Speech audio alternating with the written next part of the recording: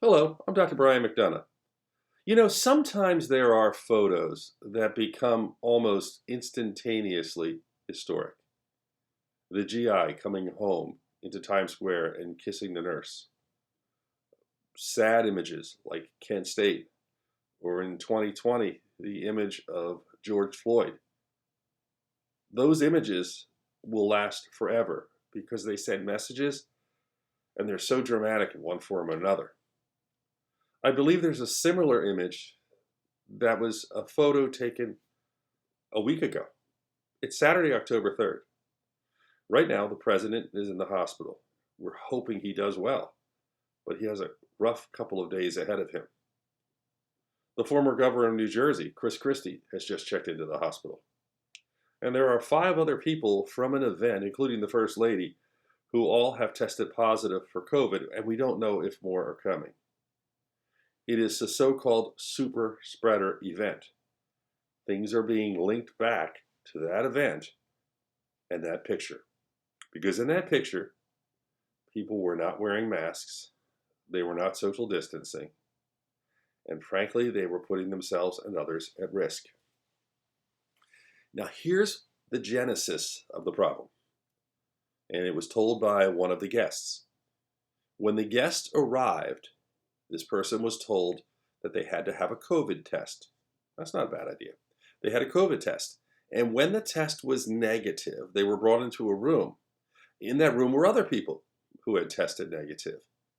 And they were told, you don't have to wear masks. There's no science behind that. It's flawed. Because here's the problem. First of all, we don't have a 100% effective test. But secondly, you could have the virus and test negative. In fact, that's one of the problems we have in healthcare. People can go several days where they're spreading the virus to other people and be testing negative.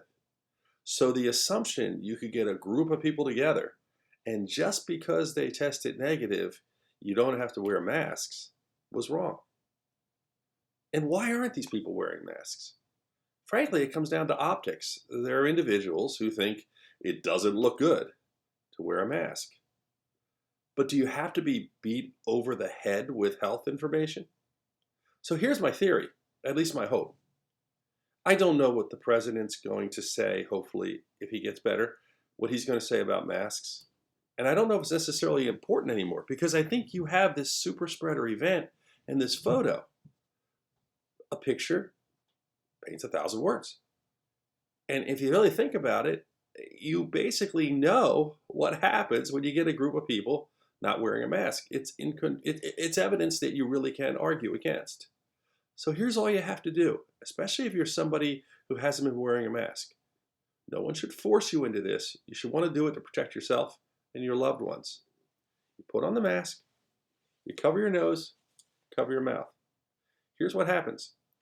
You are less likely to have the virus penetrate the areas where it can come in the concentration, the nose and the mouth. You're also less likely to push it out to other people. Even more important, we know that the virus attacks, if you have concentration of the virus, that means a lot of it, time.